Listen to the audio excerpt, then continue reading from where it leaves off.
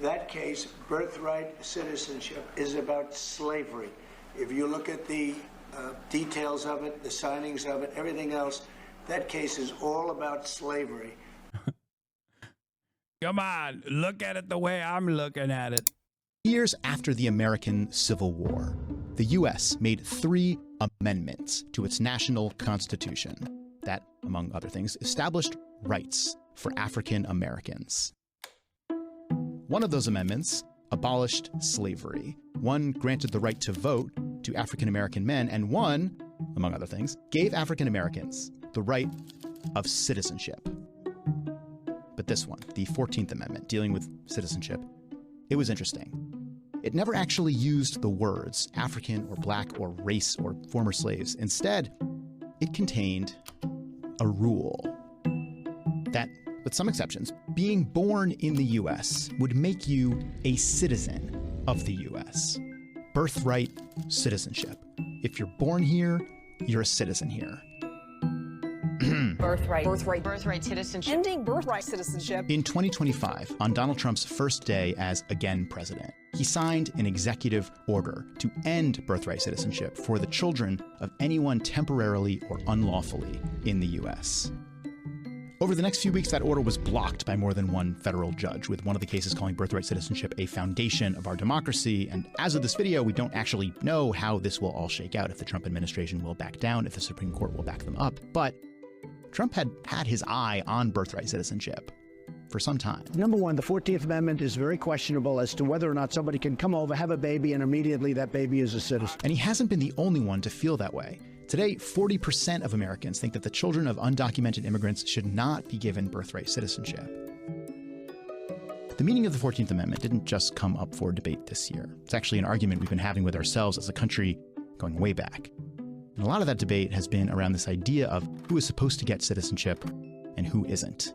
Like, for example, the 14th Amendment meant to give citizenship to freed slaves. It was never meant to give citizenship to foreign aliens. So, okay, is that true? What does the law actually say about birthright citizenship?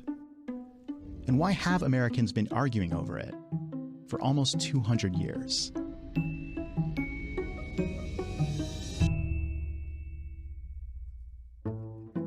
So in this video, we're going to look at the 3 moments that made us a country where everyone born here is a citizen. We're going to start with none of these. First, we're going to start quickly here at the original U.S. Constitution, which said nothing about who is and is not a citizen. The idea that you're a citizen if you're born here, that existed, but it was more of a legal assumption at the time, inherited from English common law. It was just simply understood if you were born in the realm, you were a subject of the king. Which itself came from this old Roman idea of jus soli, or the right of soil, as opposed to the right of blood, where citizenship is passed down from your parents. But because jus soli is more of a principle than a law, for the first 70-ish years of the U.S., there aren't really specific rules on who is and isn't born an American citizen. Until 1857. Just a few years before the Civil War, a time when the U.S. looks like this. Some states where slavery is legal, some where it isn't. And around this time, an enslaved man is taken by his enslaver from a slave state into free territory, and he eventually files a lawsuit saying that entering free territory should have made him a free man. His case eventually goes to the U.S. Supreme Court in Washington, D.C., and it will come to be known as the Dred Scott decision. That's his name. And what the court says is neither Scott nor his family are free. And they add that he's also not a citizen. And in fact, they say that as a rule, a person of the African race cannot be a U.S. citizen by birth or otherwise. Wait, the United States has slavery? Yeah, kind of fucked up, right? Just found out. I'm as shocked as you are, really. Supreme Court ultimately concludes that they weren't considered to be the part of the people of the United States, part of the citizenry of the United States. At this time, there are many free black people in the free states of the U.S. But this court decision officially says that the country now has 2 classes of people. Those who are citizens or who can become citizens or whose children can be citizens, and those for whom none of that applies. And within a few years, ideas like that have literally torn the U.S. apart. These states secede. And these states go to war against them, partly to eliminate slavery and that two-tiered system. And they win. So now the Civil War is over, and the victorious North decides to undo the Dred Scott case by passing the first American law to say that people born here are citizens, the Civil Rights Act of 1866. Problem number one. The president at the time has some objections to this, and in a letter to Congress, he complains that in addition to African Americans, birthright citizenship is also going to make gypsies and Chinese people citizens. But Congress actually has enough votes to pass it over the president's objections. That's how you know we were more Euro-minded back then. We were so close in our association to the European continent, even at that point, you know, basically 100 years after we had left. It's beautiful. It's beautiful to see. Because the anti like Romani, anti-Roma people attitude is just European. Most Americans don't even know what that is. Okay, they think gypsy. What do you mean, Gypsy Rose? Do you mean Gypsy Kings? The guys that sing, they do like, it seems like it's like a mariachi thing, you know? That's literally, Americans don't know that that's a thing. And it becomes law. But problem number two. There would always be the risk that the civil rights laws could be modified by a subsequent Congress. A future Congress could theoretically repeal the law. So to make birthright citizenship a more permanent part of the law, they also decide to write it into a constitutional amendment, what will become the 14th Amendment. And it says, all persons born or naturalized in the United States and subject to the jurisdiction thereof are citizens of the United States. This is the language that will put birthright citizenship into the U.S. Constitution. But it will also eventually be the source of some debate because of this line, the qualifier, subject to the jurisdiction of the U.S. For example, let's say an immigrant comes to the U.S. and then has a child. Are they subject to the U.S.'s jurisdiction? The amendment itself doesn't elaborate on this. But before Congress passes the 14th Amendment, as they debate it, they actually keep pretty good records of their conversations. For example, one senator asks the rest of the Senate, won't this give citizenship to the children of... Is it common that some people from your country do not know that you had slavery? No, that chatter was joking. Come on, man. Americans are stupid, but I think not that stupid. You know what I mean? Maybe in like, give it a decade, you know, we will abolish the Department of Education. Who knows? Who knows what happens after that? Oh my God. What a fantastic sidestep here. Breaking news. The FDA is planning to end most of its routine food safety inspections, according to CBS News. The FDA is reportedly planning to outsource their oversight to state and local authorities. This guy responded, ultimately, market works. Inspectors easily duped. And if the product is bad or harmful, the business is sued and few buy its products. Oh my God. We deserve what's coming. We deserve it. Like, that guy is going to die from trichinosis. Okay. Oh my God. Oh my God. Oh my God. Yeah. Fuck microplastics. Time for macroplastics. Oh, you think it was the generations that come after us, if we make it that long, will look back and go, dude, remember how good it was when, did you know that the average American citizen was eating one credit card worth of plastics a year? Think about how wonderful times were back then. That's what people are going to be saying. Yeah, they'll be reading on, I guess they won't be reading because there won't be any reading whatsoever, but like some AI machine will, in a sea of hallucinations, sometimes arrive at the correct historical assessment, where the AI machine will spit out information like, there was a time and place when Americans did not eat direct arsenic in their food supply. Okay? And they'll be like, there's no why.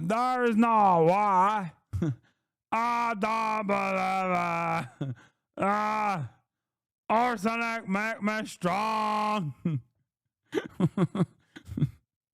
That's how I envision the median voter a couple decades into the future. Grok, tell me the Ursula the the arsenic in food is wrong. Grok spits out a bunch of hallucinations. Ay, we're so fucking cooked. Of Chinese people, another senator says, yes, the child of an Asian is as much a citizen as the child of a European. The debates over Woke. The law makes no such distinction, and the child of an Asiatic is just as much a citizen as the child of a European. Woke. Trumbull, more like woke bull, dude. they understood that children of immigrants would become citizens at birth under this rule. So it's with that understanding that birthright citizenship enters the Constitution. A big majority of Congress votes for it, but not everyone. For example, this guy, the one that was concerned about Chinese people becoming citizens, he does not vote for it. Shock. And that is actually important. The 14th Amendment becoming law doesn't necessarily mean that everyone likes it. Remember that. It's going to come back. Yeah, there was, guys, shocked to find out there were racists in Congress in the 19th century. Later. And after a quick break, we're going to talk about where that debate goes next and how it creates the 14th Amendment's first big test. Promise this will be fast. Hi, I'm Adam. I produced this video. If you're finding it at all interesting. Okay, so far in the story, sounds like some support to. You can do that at vox.com/memberships. That's it. Thanks. Okay, so far in the story, we've seen both a president and a senator voice kind of the same concern about specifically Chinese people becoming American citizens. And this is actually pretty emblematic of this time period. Well, nobody said nothing about Mexicans or Indians. They just said the Chinese. It's fine if the Chinese becomes a part of America, but I didn't hear nothing about Indonesian Chinese. When there are a growing number of Chinese laborers in the U.S., along with a growing sentiment from some that they don't belong here. And in 1882, Congress passes the Chinese Exclusion Act. It says, among other things, Chinese immigrants can't become citizens. Though This is also a historic smoke that we had for China. it doesn't say anything about their children. And this is only meant to last 10 years, but it ends up being the first of several Chinese Exclusion Acts that remain in effect until 1943. And it's in that context that a few years after the Chinese Exclusion Act, a guy from San Francisco goes to visit his family in China. This is what I was A few months talking about later, he earlier. comes back and is denied entry to the U.S. He says, but I was born here. I'm a citizen. And his case eventually goes to the Supreme Court. The guy's name is Wong Kim Ark. He's around 25, works as a cook, has a wife and child back in China, and his case is kind of the perfect test for the 14th Amendment, which, remember, says you're a citizen if you're born here and if you're subject to the jurisdiction of the U.S. So, here's the question. When Wong was born here to his Chinese immigrant parents who were not U.S. citizens, was he under the jurisdiction of and thus a citizen of the place he was born? Or was he a citizen of the place his parents were from? In 1898, the court makes their decision. Wong Kim Ark is a citizen.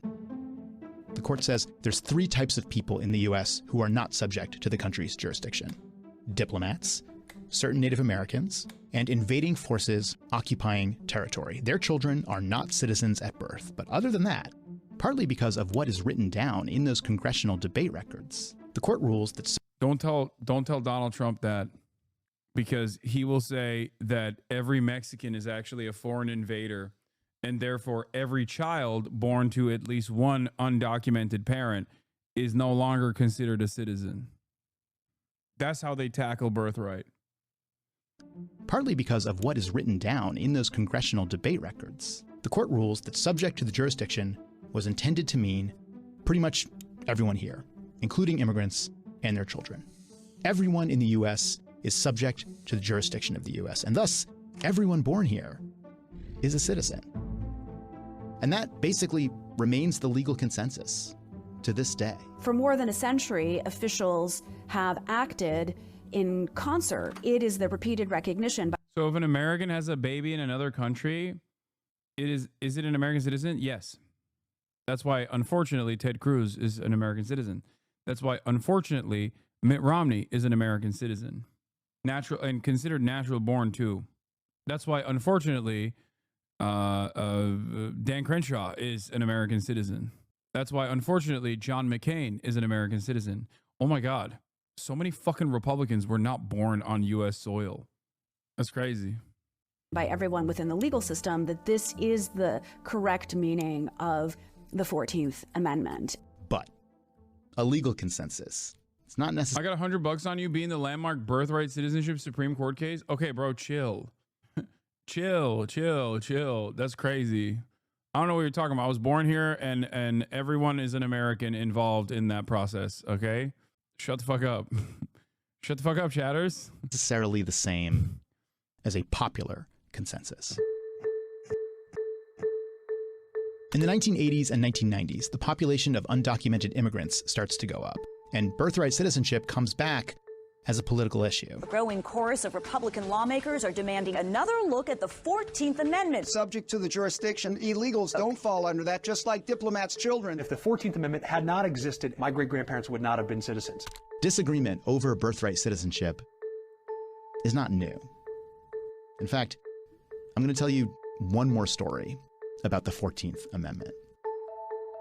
Way back when Congress originally voted for it, part of why an amendment giving citizenship to African Americans was able to pass with these kinds of margins is because, at the end of the Civil War, only these states were even represented in Congress. But for the 14th Amendment to become official, to become part of the Constitution, it also had to be ratified, voted for by 3/4 of all the state governments. And that did not happen at first. None of these states wanted to ratify it. And then Congress made them. They said these states will only be readmitted to Congress if they ratify this amendment. You have lost a war, and these are the terms of peace. And one way to look at that is that this amendment is kind of different. It isn't just some law from a long time ago. It's a treaty. It represented the leaving behind of an old country and the formation of a new one. Today, just like back then, the president is someone who doesn't agree that birthright citizenship should apply to everyone, even though, to be clear, a majority of Americans think it should. And once again, it seems like the final call will be up to the U.S. Supreme Court, which for more than 100 years has recognized again and again that birthright citizenship is the law. We'll see what happens this time.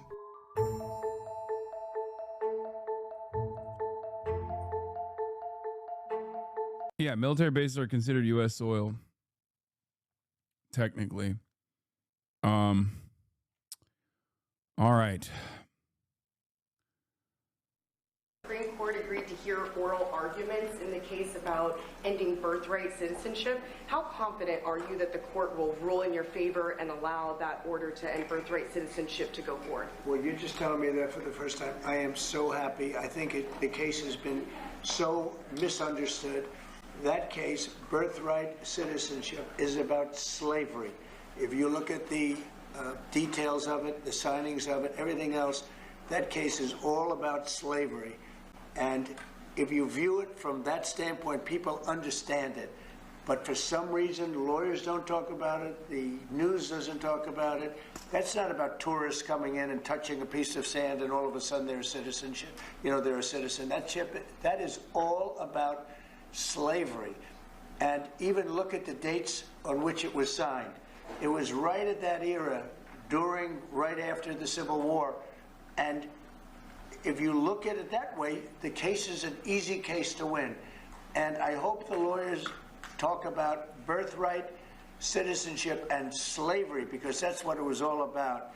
And it was a very positive, it was meant to be positive. And they use it now instead, not for slavery, they use it for people that come into our country and they walk in and all of a sudden they become citizens and they pay a lot of money to different cartels and others. It's all about slavery, and if you look at it that way, we should win that case. Okay. Come on, look at it the way I'm looking at it. He's so fucking wrong, actually, is wild.